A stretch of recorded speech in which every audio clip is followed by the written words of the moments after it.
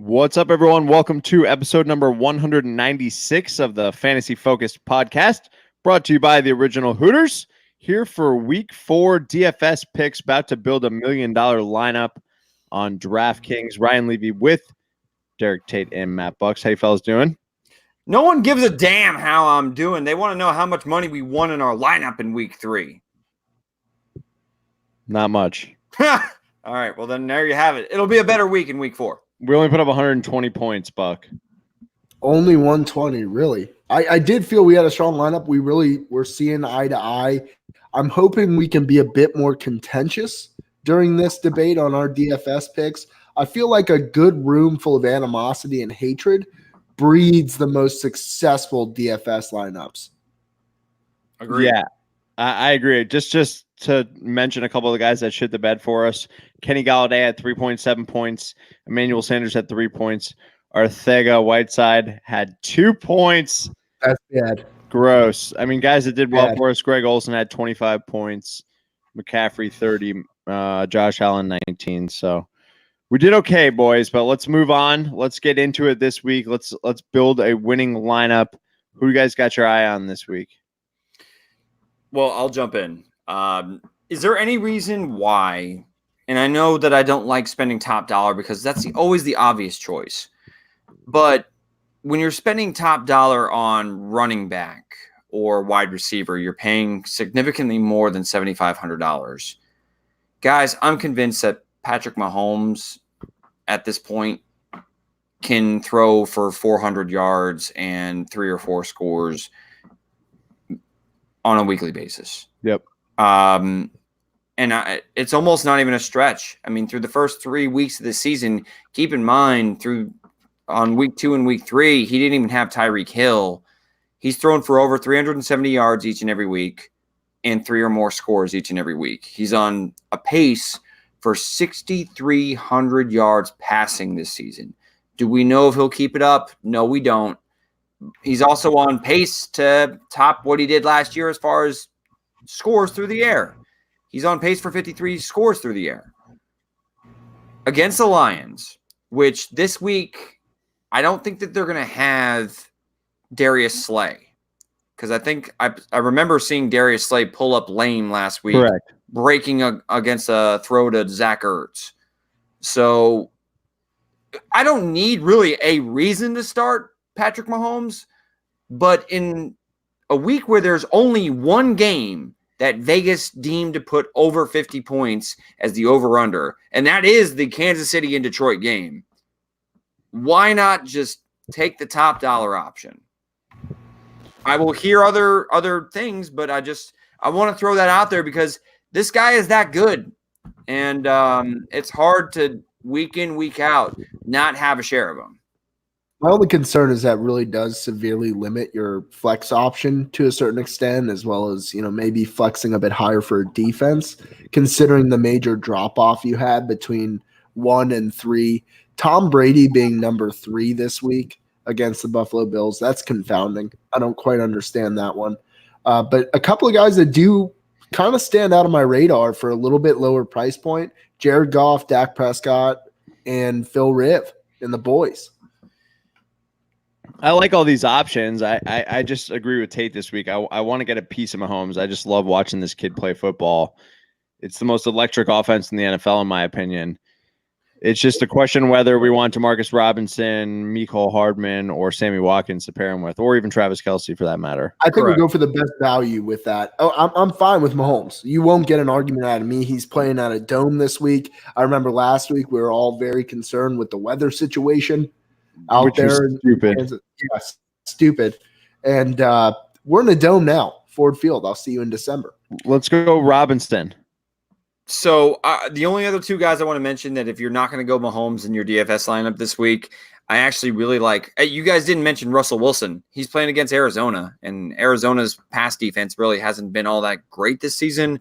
So Russell Wilson, who's coming off of a monster week against the New Orleans Saints because they were playing from behind the whole time, Wilson's a guy that jumped out to me. And also Jacoby Brissett going against the Oakland Raiders. And really the Minnesota Vikings took their foot off the gas pedal as far as when they jumped out to a pretty big lead. So Brissett, who is coming off of his best game of the 2019 season last week against Atlanta, I think that he's worth consideration if you're looking for a cheaper option at 5,400. But I mean, I put the top dollar option out there for a reason. I love Mahomes. I just love watching him play. Like you said, Levy, he's one. I feel like he's going to be a generational guy, like a generational talent. Yes, I agree. And we're watching greatness unfold in front of us. And personally, at Ford Field, I think he's going to have himself a nice game.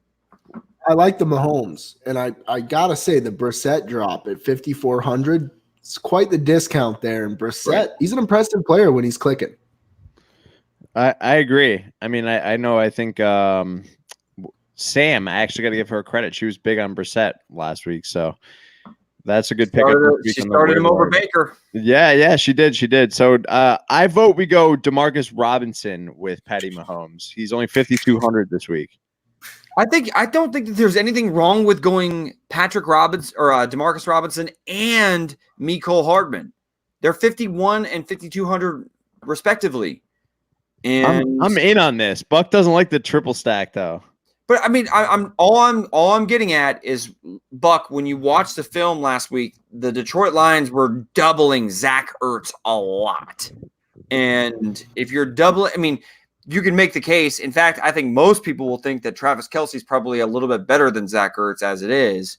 And if they're going to take a similar approach to trying to eliminate Zach Ertz out of this passing attack this week, then that's going to open things up for Mecole Hardman and DeMarcus Robinson. If they don't have the services of Darius Slay, like I don't expect them to, I think the receivers in this offense who have proven that they can produce through the last 2 weeks, I think they're both worth a stack with Patty Mahomes.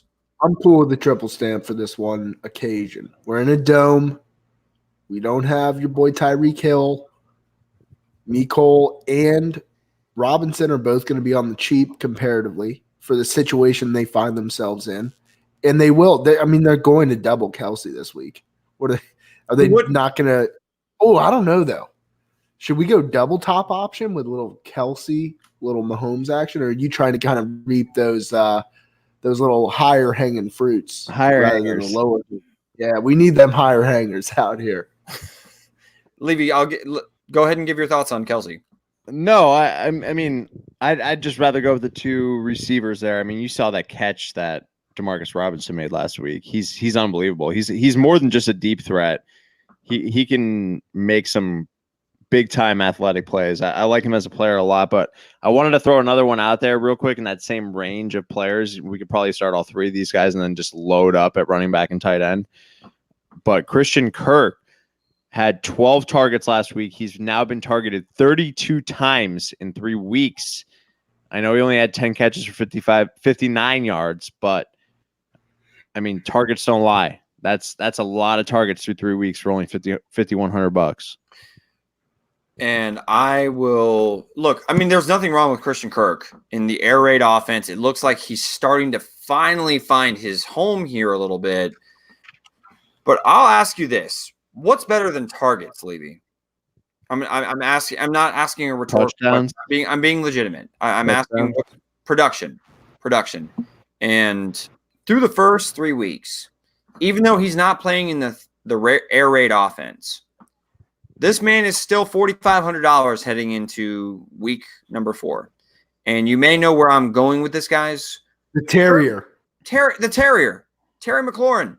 I mean, did we not just watch? And I know that he's not a similar player to Mike Evans, but Janoris Jenkins, it's like almost the ghost of Janoris Jenkins that's out there right now. It's real ugly. It's bad. And I mean, he just got torched by Mike Evans to remind everybody that Mike Evans is still a very good wide receiver. But McLaurin, I get that in most games. I mean, Philadelphia, he could have had an even bigger day than he had. He went 5 for 125 in the score. Dallas, he scored on the last drive of the game. And Chicago, dude, whenever you play the Chicago Bears and post a 19-point fantasy performance, you got to consider that a win. I mean, that's against the Bears defense, which he's not playing them this week. He's playing the Giants. So at $4,500. I don't it almost makes me nervous because I don't get it. I'm like, why the hell is McLaurin, so cheap? But he's been incredibly productive and seen a fair target share. He's seen at least 7 targets in every single game this season. So, and he's found pay dirt every single game this season.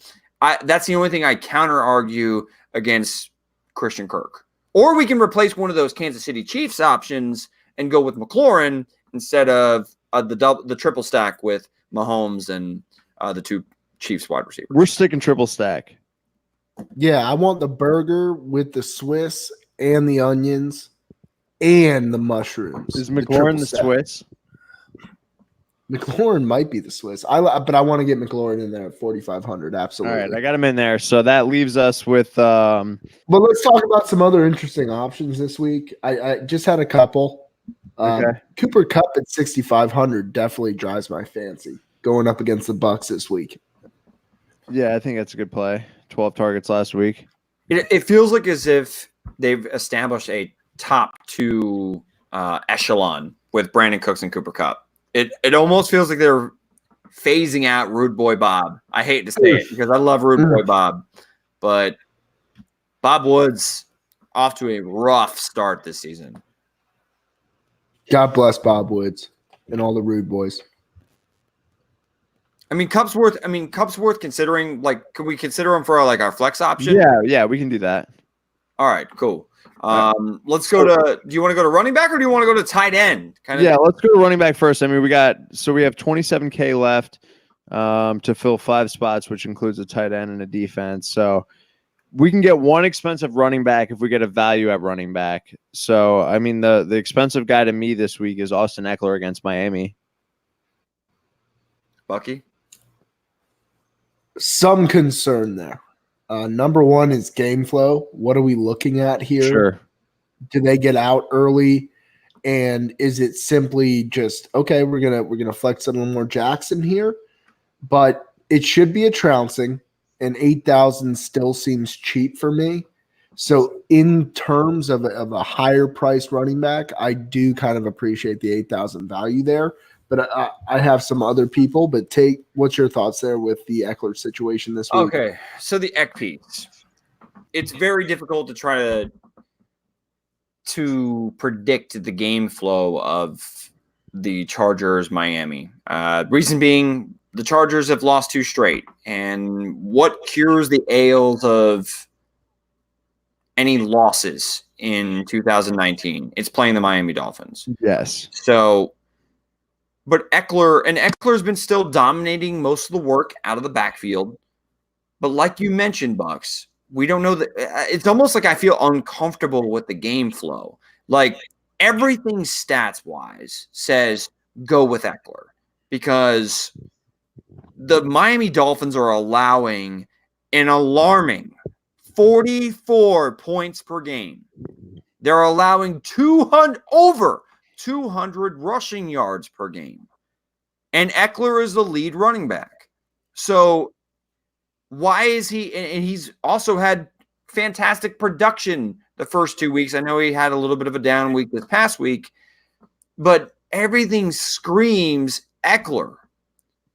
It's almost like I want to go against the grain if I want to get a piece of this backfield because Justin Jackson is only $4,100. This game could be a blowout very quickly. And Jackson has actually had 2 touchdowns nullified by penalties in 2 consecutive weeks. I mean, there's nothing wrong with starting Eckler. I'm on board with starting Eckler. But man, I will say that for some gut reason, I feel off about it, and I can't describe why. Buck? No, I mean, that's where I'm at. I summarize the same thing. I would shy away from Eckler this week. I kind of like the Justin Jackson play, though. For 4,100, it makes sense. Game flow. All right, let's put Jackson in for now. Then who do we like this week? It's really weird. I like Lenny Fournette at 6,000. Okay. You know, I'm okay-ish with it. The only reason you're okay with it and not feeling great about it is because Fournette hasn't scored a touchdown. And this past week against the Titans, if it wasn't for a 69-yard carry, that guy posts a negative rushing total likely for the entire game. Yep. I understand the hesitation. It's just the damn volume. The volume is there. Even the passing game. Fournette's getting plenty of looks out of the passing game. All right. Minshew's got them swagalicious right now.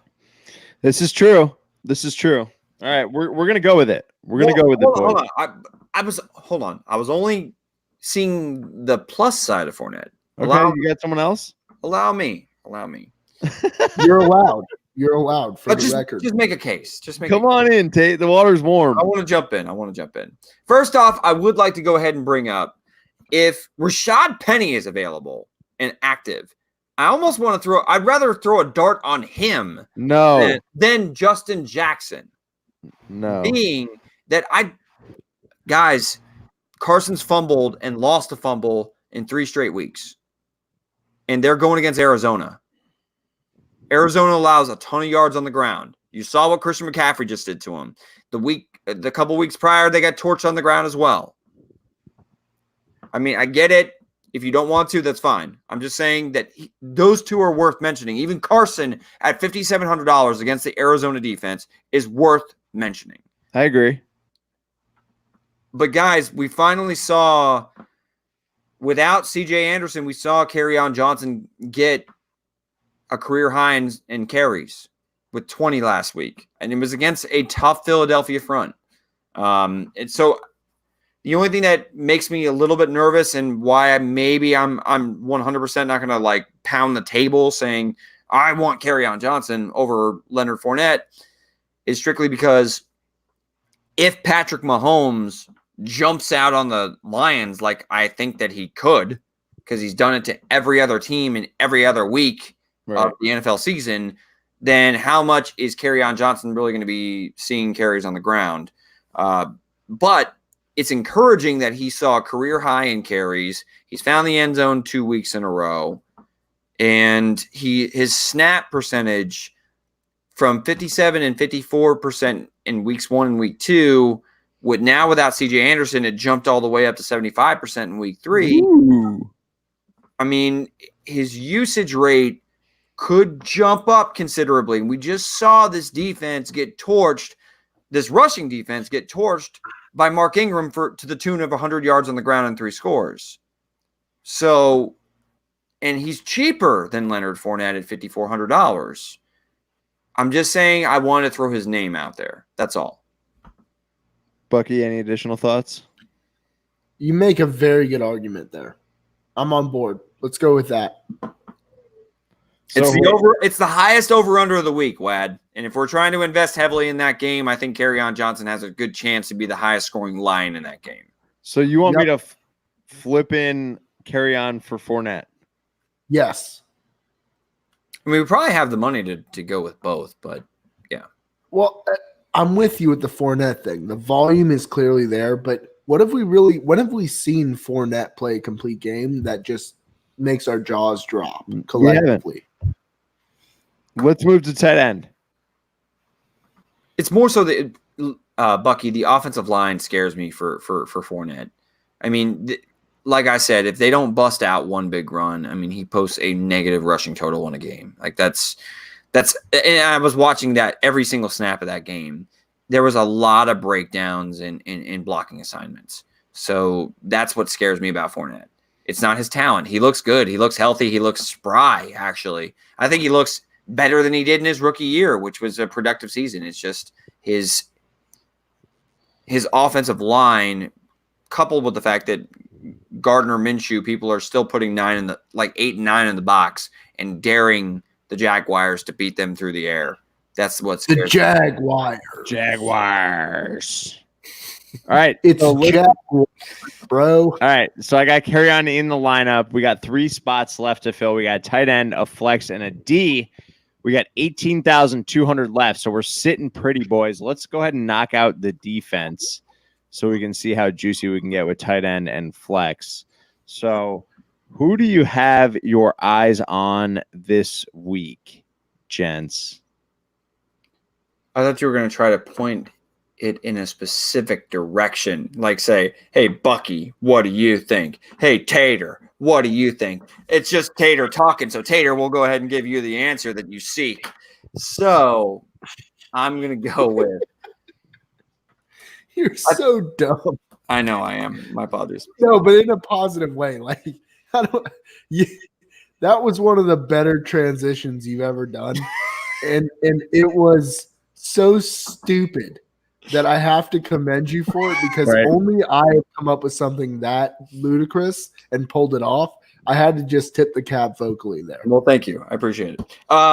So skill. I feel like the Denver Broncos defense, and this is why I kind of maybe also want to stay away from Fournette. I feel like the Denver Broncos, their defense is due for performance. I mean, Vic Fangio is the head coach, and this is the same Vic Fangio that orchestrated a monster of a defense last year in Chicago. And this guy is 0-3 heading in to a matchup against the Jacksonville Jaguars that they have to face off against Gardner Minshew. I just feel as if we're going to get Fangio, the best of Fangio this week. They're $2,900. I know they're average. They've been awful this year, guys. They haven't even scored a full fantasy point. I like the cheap option, though. It's cheap. It's worth considering. There are much better options, though. I agree. Tate, you go and you do something so stupid, and then you come here and you totally redeem yourself. Broncos, I'm in. Shutting down the Minshew train. The Minshew wagon, not coming back to the station, boys. Going to get derailed. Lenny Fournette, you're not part of our DFS team. Kick him to the curb. Wow. We're going a new direction. Denver Broncos. All right, so we got just over 15K for two spots here. So we got two good players. Tight ends available. Travis Kelce, if we want to quad deck the lineup, 7,200. Evan Ingram, 5,700. I think that's a great value at or playing at home against Washington. I think Ingram is balling right now. Yes. Balling. I'm just saying. I just want Waller. You said his name. I just wanted to jump in and say that man is balling. Waller was targeted 14 times last week. Dude, Waller. Crazy. Waller looks great. I think Waller's got more upside than Ingram. Well, I mean, how can you say that? Ingram's the top scoring tight end through the first 3 weeks in PPR formats. Because Ingram wasn't a top 15 target in the league last week. I don't know. He looked pretty good when he scored that. Oh, I mean, he looked good. Don't get me wrong. I don't want to go with the quad stack. Okay. No. I don't want to go with the quad stack. So I think we go Ingram. Bucky, where do you think? Yeah, Ingram makes a lot of sense here.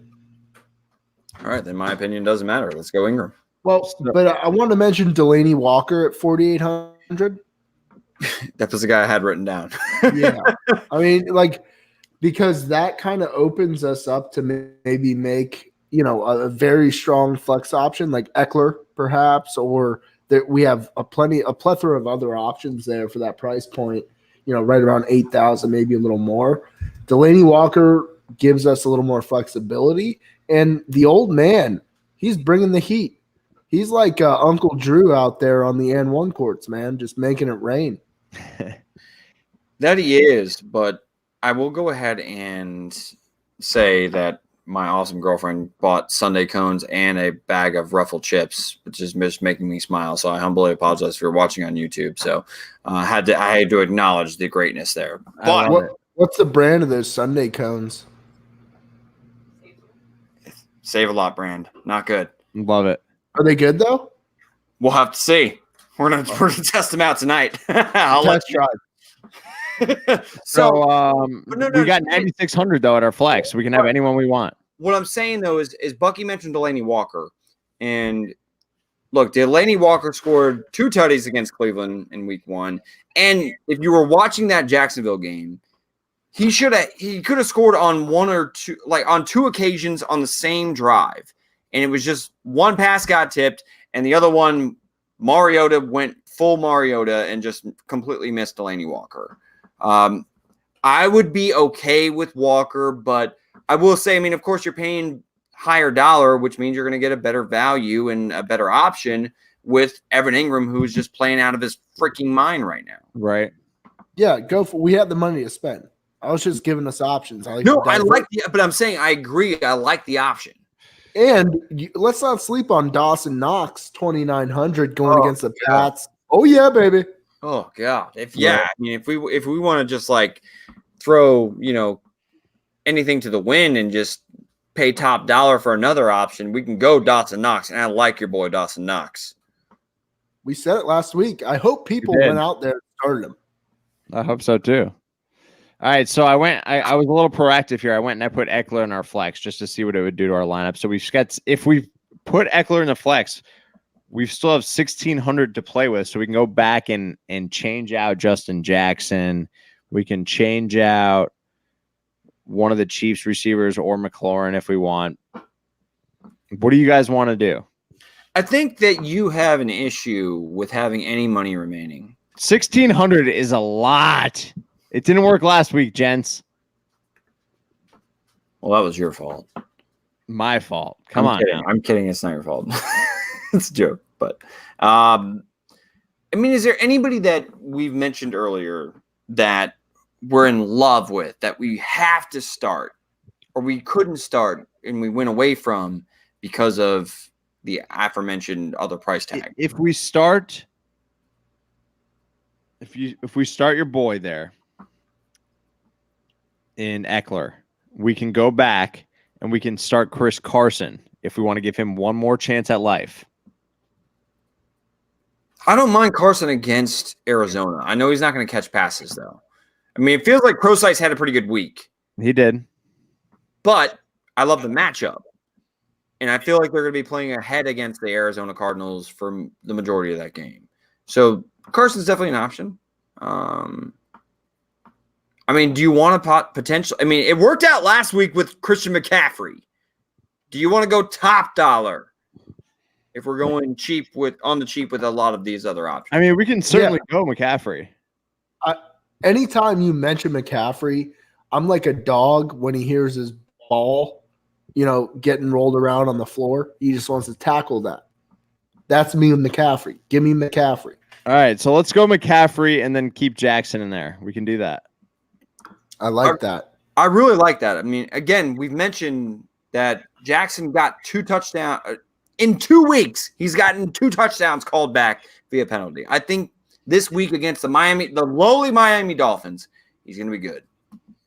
I agree. Should I run through our lineup? Do it. Of course you should. All right, so at the top, we got Patty Mahomes paying $7,500 going off against Detroit. In the RB1 spot, we got Kerryon Johnson at $5,400, or the RB2 spot, I should say. McCaffrey at $8,800 as our other running back. Mecole Hardman at $5,100 as our wide receiver, with Scary Terry as our wide receiver too. Hate to say that. And don't say Scary Terry. It's Terrier, damn it. Whatever. And Demarcus Robinson as our Terrier pigeon. That's good. So we're going triple stack on our lineup there, and then we got Evan Ingram as our tight end at $5,700, Justin Jackson as our flex at $4,100, and we're going with Broncos D at $2,900. If you guys want to upgrade the D, we can upgrade it now. We got enough money. How much do we have? We have we can afford any defense except for the Chargers. We're just playing Miami, which was Let's go Jacksonville at Denver. The Jacksonville defense? Yeah. Yeah, but did we find anything out today about Jalen Ramsey sitting out? He's just being a bitch. I'm just saying that has a substantial impact. True.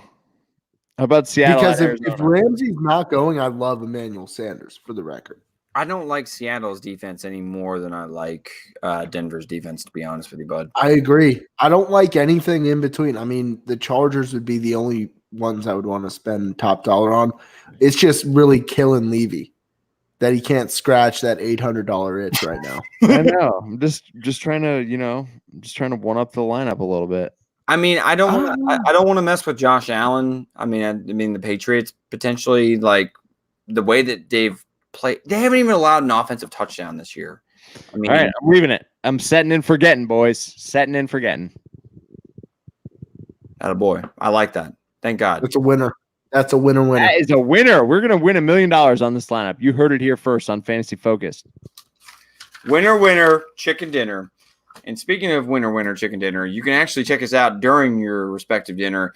However you like to pod, you can actually find us now on iHeartRadio. That's something very exciting that came to fruition for the Fantasy Focus channel over the week. So go ahead and check us out there. Also, we're going to be bringing a couple live shows to you this upcoming week. We're going to have Victoria, Miss September, on the Hooters calendar.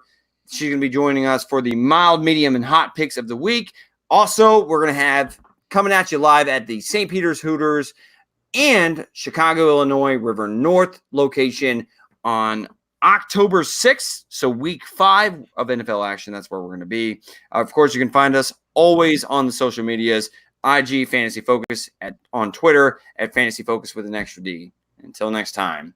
Later, says the Tater, and good luck with your DFS lineups. Tate, I didn't mean to call you stupid earlier. I had a really bad day, and you threw me for a loop. I love you. God bless you. Snooty loves you too. See ya.